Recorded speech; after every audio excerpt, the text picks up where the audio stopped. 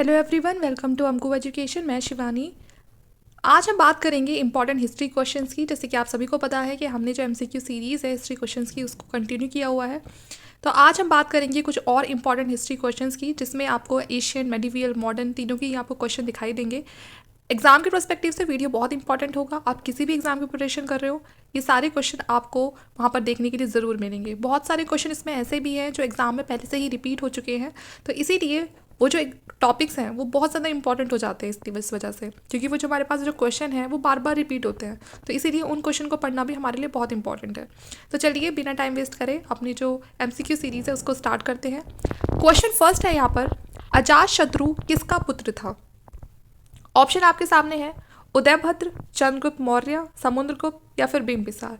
तो अजात शत्रु, ऑप्शन नंबर डी यहाँ पर से हमारा आंसर सही हो जाएगा, बिंबिसार का पुत्र था। तो अजात शत्रु किसका पुत्र था? बिंबिसार का। तो ऑप्शन नंबर डी यहाँ पर हमारा सही हो जाएगा। उत्तरा अध्ययन सूत्र किस धर्म से संबंधित है? बौद्ध, जैन, हिंदू, इस्लाम। तो यहाँ पर आपका ऑप्शन नंबर बी सही हो जाएगा, जैन धर्म।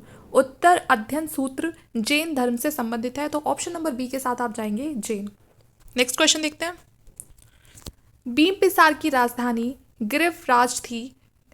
ग्रीव्रज को बाद में किस नाम से पुकारा जाने लगा? तो देखिए यहाँ पर बिंबिसार की राजधानी का नाम बताया हुआ है, पहले जो ग्रीव्रज के नाम से थी, बाद में जो ये राजधानी है इसको ऑप्शन नंबर सी यहाँ पर हमारा सही हो जाएगा, राजगीर के नाम से जाना जाने लगा। ठीक है, तो बिंबिसार की राजधानी जो पहले ग्रीव्रज थी उसको बाद में राजगीर के नाम से पुकारा जाने लगा। तो ऑप्शन नंबर सी हमारा यहाँ पर सही हो जाएगा। किस राजा ने प्रश्नजीत की बहन कुशाला देवी से विवाह संबंध स्थापित किया, जिससे उसे दहेज स्वरूप काशी का भूभाग प्राप्त हुआ?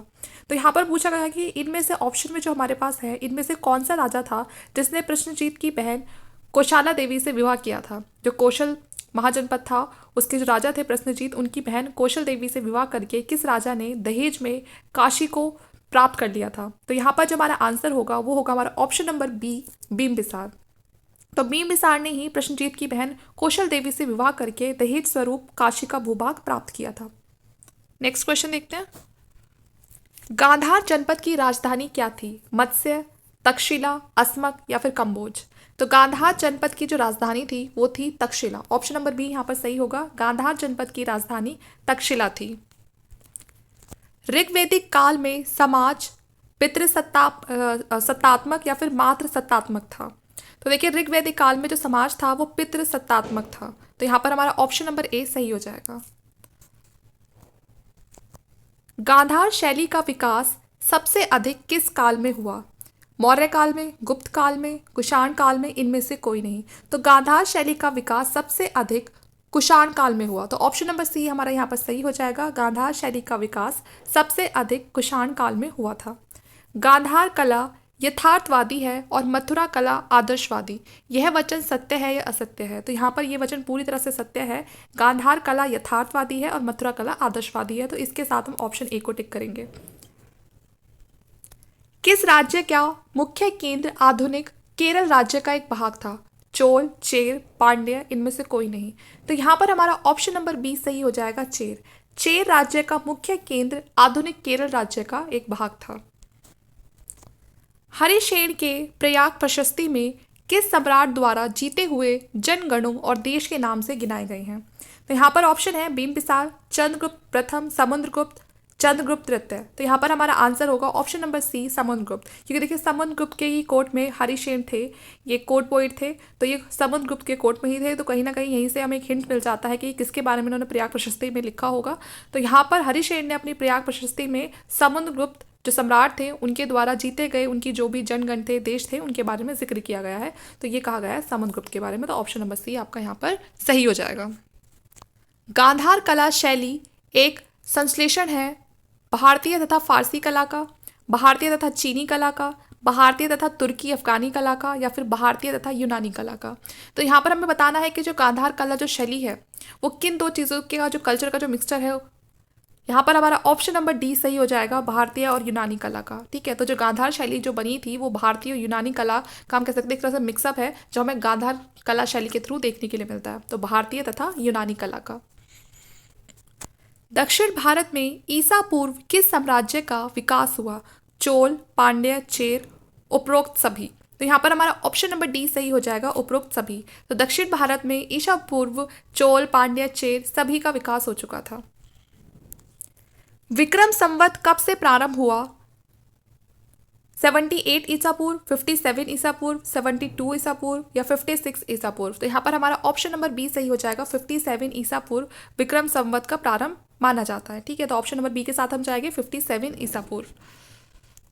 सिंधु घाटी सभ्यता की मुख्य विशेषता क्या है? नगर निर्माण योजना, कला, हस्तकला या फिर मूर्तिकला। तो देखिए, हालांकि ये सारी चीज़ें हमें वहाँ पर मिलती है, लेकिन जो उसकी मुख्य विशेषता है वो है नगर निर्माण योजना।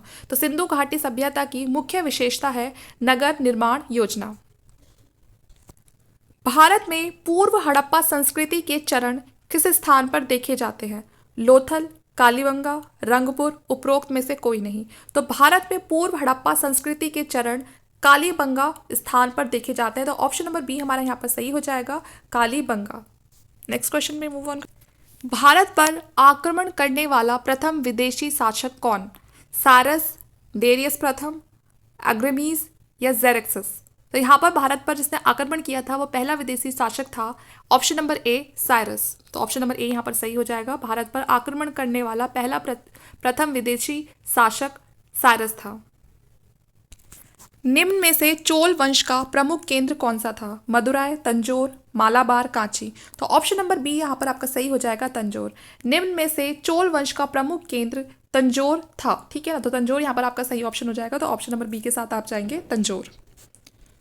भारत में प्रथम स्वर्ण मुद्राएं किसने चलाई थी? कुषाण, यूनानी, शक या फिर पार्थियंस। तो यहाँ पर आपका सही आंसर होगा ऑप्शन नंबर बी, यूनानी। ठीक है, तो भारत में पहली बार जो स्वर्ण मुद्राएं चलाई गई थी वो यूनानी थे, उन्होंने चलाई थी। उसके बाद जब कुषाण वंश आया तो ये जो गोल्ड कॉइन्स थे ये बहुत ज़्यादा प्योर फॉर्म में थे और काफ़ी सारे हमें मिलते हैं। तो इसलिए लेकिन आपको याद रखना है कि जो प्रथम स्वर्ण मुद्राएं जो भारत में चलाई थी वो यूनानियों ने चलाई थी। हड़प्पा सभ्यता का मानव इतिहास में कौन सा काल है? मध्य पाषाण काल, पूरा पाषाण काल, नव पाषाण काल या फिर लोह युग। तो यहाँ पर बताना है कि जो हड़प्पा जो सभ्यता है, ठीक है ना, वो कौन से काल से बिलोंग करती है? तो यहाँ पर वो बिलोंग करती है आपके सी ऑप्शन, नव पाषाण काल से। ठीक है, तो हड़प्पा सभ्यता का मानव इतिहास में नव पाषाण काल से, मतलब हम कहेंगे वो से बिलोंग करती है। ठीक है, हड़प्पा सभ्यता का मानव इतिहास नव पाषाण काल से रिलेटेड है। तो ऑप्शन नंबर सी यहाँ पर आप जाएंगे, जो आपका सही हो जाएगा। बिंबिसार ने अपने राजवैद्य जीवक को कहाँ के राजा की चिकित्सा के लिए भेजा था? कौशल, अंग, अवंती या फिर वैशाली। तो ऑप्शन नंबर सी यहाँ पर आपका सही हो जाएगा, अवंती। जो राजा बिंबिसार थे उन्होंने जो उनका राजवैद्य था जीवक, उनके कोर्ट में एक बहुत ही काबिल वैद्य था, उसको किस राज्य के चिकित्सक के लिए भेजा था? तो वो अवंती के राजा थे जिनकी चिकित्सा के लिए उनको भेजा था, राजवैद्य जीवक को। पांड्य वंश का प्रमुख केंद्र कौन सा था? मालाबार, मदुराई, तंजौर, उपरोक्त सभी। तो यहाँ पर हमारा ऑप्शन नंबर बी सही हो जाएगा, मदुराई। जो पांड्य वंश का जो प्रमुख केंद्र था वो मदुराई था, मतलब जो पांड्य की जो कैपिटल थी वो मदुराई थी। तो ऑप्शन नंबर बी यहाँ पर हमारा सही हो जाएगा। सिंधु सभ्यता के निवासी सोना चांदी कहाँ से मंगाते थे? अफगानिस्तान, यूनान, फ्रांस या फिर मिस्र। तो सिंधु सभ्यता के निवासी सोना चांदी मंगाते थे अफगानिस्तान से। तो ऑप्शन नंबर ये यहाँ पर आपका सही हो जाएगा, सिंधु सभ्यता के निवासी सोना चांदी अफगानिस्तान से मंगाते थे। कनिष्क के संबंध में निम्न में से कौन सा कथन सत्य है? कनिष्क की राजधानी पुरुषपुर पेशावर थी, वह बौद्ध धर्म का अनुयायी था, उसे बौद्ध धर्म का प्रचार मध्य एशिया तथा सुदूर पूर्व में करवाया, गांधार कला का विकास इसी काल में हुआ, उपरोक्त सभी सत्य हैं। तो देखिए, कनिष्क रिलेटेड यहाँ पर जितनी भी इंफॉर्मेशन गिवन है वो सारी आपकी सही है कि जो कनिष्क की राजधानी थी वो पेशावर थी, वह बौद्ध धर्म का बहुत बड़ा अनुयायी था। ठीक है, उसने बहुत सारा प्रचार भी करवाया था इस धर्म का, और गांधार कला का जो विकास हुआ था वो भी इसी के काल में हुआ था, जैसे कि हम अपने कुछ पहले क्वेश्चन में MCQ में ये देख भी चुके हैं। तो यहाँ पर जो हमारा आंसर होगा वो हो जाएगा डी, उपरोक्त सभी सत्य हैं। तो ऊपर जितने भी स्टेटमेंट दी हुई हैं वो आपके क्वेश्चन को बिल्कुल पूरी तरह से सही बताती हैं। तो यहाँ पर हमारा ऑप्शन नंबर डी इसलिए हो जाएगा क्योंकि हमारी तीनों ही स्टेटमेंट करेक्ट हैं। आगे क्वेश्चन देखते हैं। सिंधु सभ्यता के लोग किस देवता की पूजा करते थे? इंद्र और वरुण, पशुपति, ब्रह्मा और विष्णु, उपरोक्त सभी। तो सिंधु सभ्यता के जो लोग थे वो पशुपति की पूजा करते थे। तो ऑप्शन नंबर बी यहाँ पर हमारा सही हो जाएगा, सिंधु सभ्यता के जो लोग थे वो पशुपति देवता की पूजा करते थे। ठीक है, सिंधु सभ्यता के लोग पशुपति देवता की पूजा करते थे। तो आपको ये बात याद रखनी है। दहेज प्रथा पर रोक लगाने हेतु देश में दहेज निरोधक अधिनियम कब लागू किया गया? 1 जनवरी 1961, 1 अप्रैल 1961, 5 जून 1961, 20 मई 1961। तो यहाँ पर हमारा सही आंसर हो जाएगा ऑप्शन नंबर डी, 20 मई 1961 में दहेज निरोधक अधिनियम पर लागू लगाया गया। ठीक है ना, तो दहेज प्रथा को रोक लगाने के लिए इसको पास किया गया था। दो दहेज निरोधक जो अधिनियम है इसको पास किया गया था 20 मई 1961। दिल्ली सल्तनत का वह कौन सा प्रथम सुल्तान था जिसने शुद्ध अरबी सिक्के, टका और जीतल को जारी करवाया था? कुतुबुद्दीन ऐबक, इल्तुतमिश, मोहम्मद तुगलक या फिर बलबन? तो ऑप्शन नंबर डी हमारा यहाँ पर सही होगा, बलबन। दिल्ली सल्तनत का जो पहला जो सुल्तान था जिसने शुद्ध अरबी सिक्के, टका और जीतल को शुरू करवाया था वो था बलबन। तो ऑप्शन नंबर डी यहाँ पर हमारा सही हो जाएगा। गौड़ीय वैष्णव धर्म के संस्थापक कौन थे? रामानंद, चैतन्य महाप्रभु, रामानुज, निम्बार्क? तो यहाँ पर हमारा ऑप्शन नंबर बी सही हो जाएगा, चैतन्य महाप्रभु ने ही गौड़ीय वैष्णव धर्म के संस्थापक के तौर पे हम उन्हें जानते हैं, तो चैतन्य महाप्रभु। कुतुबुद्दीन ऐबक ने अपनी राजधानी कहाँ बनाई थी? दिल्ली, लाहौर, अजमेर, लखनौती? तो यहाँ पर हमारा आंसर होगा कुतुबुद्दीन ऐबक ने अपनी राजधानी लखनौती में बनाई थी। तो ऑप्शन नंबर डी यहाँ पर हमारा सही हो जाएगा, लखनौती। भारत के किस क्षेत्र में फिरदौसी सिलसिला लोकप्रिय था? दिल्ली तथा उसके सीमावर्ती क्षेत्र, सिंध, बिहार या फिर दक्कन? तो ऑप्शन आपके सामने, आप बताइए कि इसमें कौन सा ऑप्शन सही होगा। तो यहाँ पर हमारा सही आंसर होगा बिहार। और जो भारत है, भारत के बिहार क्षेत्र में जो फिरदौसी सिलसिला था वो बहुत लोकप्रिय था। तो ऑप्शन नंबर सी के साथ हम जाएंगे, बिहार। प्रारंभिक तुर्क या आदिवासी तुर्क शासकों में से किसे उसकी उदारता के कारण लाख बख्श कहा गया है? तो हमें बताना है कौन सा तुर्क सुल्तान था जिसको लाख बख्श के नाम से जाना जाता है? इल्तुतमिश, बलबन, कुतुबुद्दीन ऐबक व रजिया सुल्तान? तो यहाँ पर हमारा ऑप्शन नंबर सी सही हो जाएगा। कुतुबुद्दीन ऐबक को ही लाख बख्श के नाम से भी जाना जाता है क्योंकि वो बहुत ही उदार इंसान था। कहते हैं कि वो लाखों रुपए ऐसे ही दान में दे दिया करता था, तो इसीलिए उसका जो नाम था वो लाख बख्श पड़ गया था। एक पत्थर की पूजा होती है तो दूसरों को पैरों तले रौंदा जाता है। यदि एक भगवान है तो दूसरा भी भगवान है, यह कथन किसका है? कबीर, तुलसीदास, तुकाराम, नामदेव? तो यहाँ पर जो हमारा सही आंसर होगा वो होगा हमारा ऑप्शन नंबर डी, नामदेव। एक पत्थर की पूजा होती है तो दूसरे को पैरों तले रौंदा जाता है, यदि एक भगवान है तो दूसरा भी भगवान है, यह कथन कहा था नामदेव ने।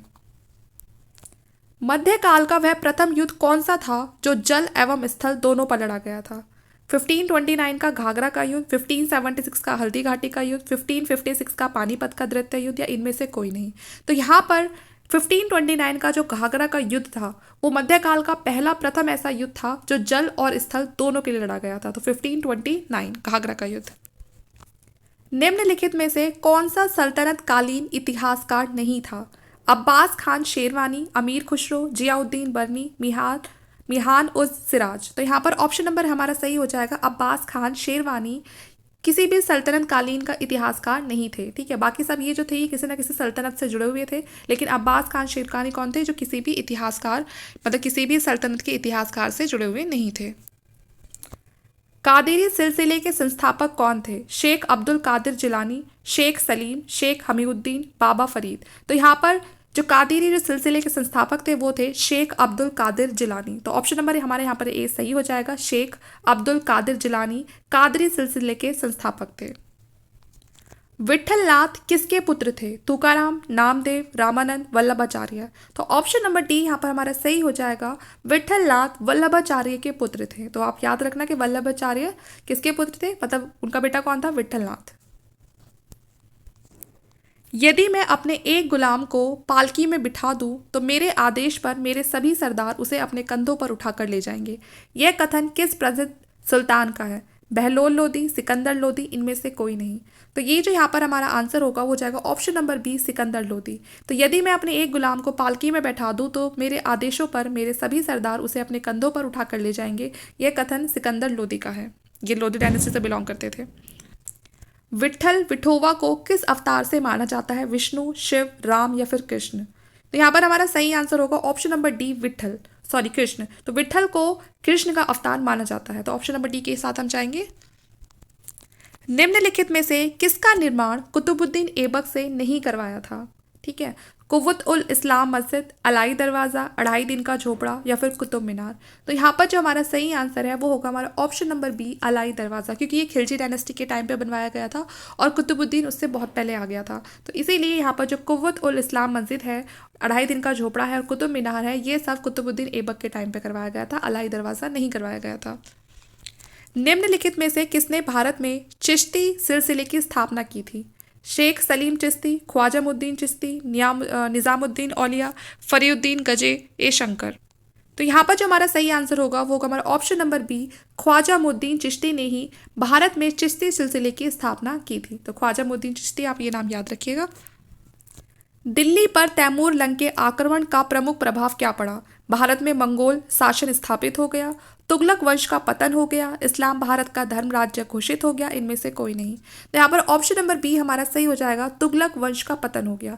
दिल्ली पर जब तैमूर लंग का आक्रमण होता है तो उस समय तुगलक डायनेस्टी यहाँ पर होती है भारत में, और इसका एक बहुत ही बड़ा जो प्रभाव था वो तुगलक वंश पर देखने के लिए पड़ा, जिससे कि जो तुगलक वंश था वो बहुत ज़्यादा कमज़ोर हो गया था तैमूर लंग के आक्रमण से और उसका पतन हो गया था। भारतीय इतिहास में 1527 ईसा में क्यों प्रसिद्ध है? मतलब जो भारतीय इतिहास में जो 1527 में एक बहुत ही भयंकर जो युद्ध हुआ था, इसलिए कहा गया है कि ये जो ईयर है ये बहुत फेमस है अपने आप में। तो यहाँ पर क्या हुआ था? यहाँ पर ऑप्शन नंबर बी आपका सही हो जाएगा, राणा संगा और बाबर के बीच में युद्ध हुआ था। तो 1527 में हुआ था ये युद्ध, जो हुआ था राणा संगा और बाबर के बीच में। तो यहाँ पर विक्रमांक देवचरित पुस्तक के लेखक कौन है? विल्हण। यहाँ पहले से टिक लगा हुआ है, तो यहाँ पर आपको याद रखना है जो विल्हण है वही विक्रमांक देवचरित पुस्तक के लेखक है। निम्न में से किस इतिहासकार का यह विचार है कि मोहम्मद बिन तुगलक ने राजधानी परिवर्तन दक्कन पर प्रभावशाली नियंत्रण स्थापित करने के लिए किया था? तो यहाँ पर ऑप्शन नंबर ए आपका सही हो जाएगा, रोमिला थापर। ठीक है, तो यही वो इतिहासकार है जिनका ये विचार है कि मोहम्मद बिन तुगलक ने राजधानी परिवर्तन दक्कन पर प्रभावशाली नियंत्रण स्थापित करने के लिए करवाया था। ठीक है, हम सबको पता है जब मोहम्मद बिन कासिम थे उन्होंने अपनी राजधानी को परिवर्तन किया था, फिर बाद में फिर दोबारा से उसको चेंज किया था। तो ये जो यहाँ पर कथन है ये किया था, मतलब ये जो यहाँ पर ये जो पूरा ये बात कही गई है ये यहाँ पर रोमिला थापर ने कही थी कि एक प्रभावशाली कंट्रोल के लिए उन्होंने इस चीज़ को किया था। तो रोमिला थापर के अकॉर्डिंग ये स्टेटमेंट है। नेक्स्ट क्वेश्चन देखते हैं। महाराष्ट्र के रहस्यवादी संप्रदाय के संस्थापक कौन थे? नामदेव, ज्ञानेश्वर, तुकाराम, एकानाथ। तो यहाँ पर हमारा सही आंसर हो जाएगा ऑप्शन नंबर बी, ज्ञानेश्वर। तो महाराष्ट्र में रहस्यवादी संप्रदाय के संस्थापक ज्ञानेश्वर थे। निम्न में से कौन सा एक असंगत है? शंकरदेव असम, कबीर उत्तर प्रदेश, नरसिंह मेहता गुजरात, तुकाराम बंगाल। तो यहाँ पर जो एक जो सबसे जो गलत है वो है यहाँ पर डी ऑप्शन, तुकाराम बंगाल। बाकी तीनों आपके सही हैं। शंकरदेव असम से रिलेटेड थे, कबीर उत्तर प्रदेश से और जो नरसिंह मेहता वो गुजरात से। कुतुबुद्दीन ऐबक द्वारा स्थापित राजवंश को दास वंश या मामलुक वंश कहना क्यों उचित है, क्यों अनुचित है? क्योंकि कुतुबुद्दीन ऐबक के अतिरिक्त इस वंश के अन्य सुल्तान दास नहीं थे, क्योंकि केवल 30 सुल्तान ही अपने प्रारंभिक जीवन में दास रह चुके थे और बाद में उन्हें उनके स्वामियों द्वारा दासता से मुक्त कर दिया गया था, क्योंकि तकनीकी दृष्टि से केवल कुतुबुद्दीन ऐबक ने ही अपना जीवन दास के रूप में शुरू किया था। लास्ट ऑप्शन है क्योंकि इस वंश के सभी शासक एक परिवार के नहीं थे।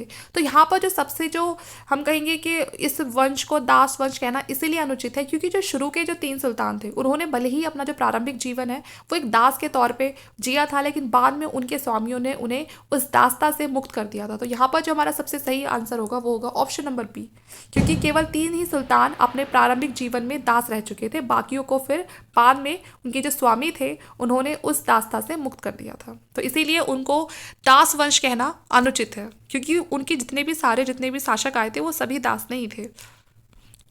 निम्नलिखित में से किसने ऋषि आंदोलन चलाया था? शेख नूरुद्दीन, चैतन्य महाप्रभु, रामानंद या विठोबा।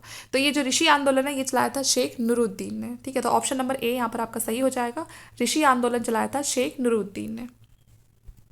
बाबा रामचंद्र ने कहाँ पर किसानों को संगठित किया? अवध, बिहार, बंगाल या फिर आंध्र प्रदेश। तो बाबा रामचंद्र ने अवध में किसानों को संगठित किया था। तो ऑप्शन नंबर ए आपका यहाँ पर सही हो जाएगा, अवध। तो बाबा रामचंद्र ने कहाँ पर किसानों को संगठित किया था? अवध में।